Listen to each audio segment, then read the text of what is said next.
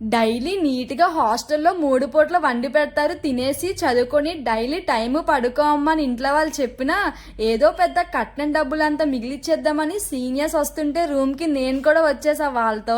కానీ వచ్చాక తెలుస్తుంది మామూలుగా లేదనమాట. డైలీ మేమే కుక్ చేసుకొని కాలేజ్కి వెళ్ళాల్సి వస్తుంది, మళ్ళీ అటు నుంచి వచ్చి మళ్ళీ నైట్కి మేమే కుక్ చేసుకోవాలి. అందులో అసలే వర్షం వస్తుంది, కొత్తగా ఏదైనా ట్రై చేసి తినాలనిపిస్తుంది. కాకపోతే పక్కన ఏ హాస్పిటల్స్ లేవు, ఏదైనా తేడా కొడితే అసలు దగ్గరలో కూడా ఏమీ లేదని చెప్పి ఇంకా ఎప్పుడు లాగే ఉప్మా చేసుకుని తింటున్నాము. 2 minutesలో మ్యాగీ లాగా త్వరగా అయిపోయింది. టిఫిన్ ఉందంటే అది ఉప్మా అనమాట. సో అందుకే వర్షం వస్తుంది, డైలీ కర్రీ ఏం చేసుకుని తింటామని సిరో కొత్తగా ఉప్మా చేసుకుని తింటున్నాం అనమాట నైట్కి. ఎందుకంటే అమ్మ లేదు కదా పకోడీ చేసి పెట్టడానికి, ఇంకా అందుకే మేమే ఉప్మా చేసుకుని తింటున్నాము.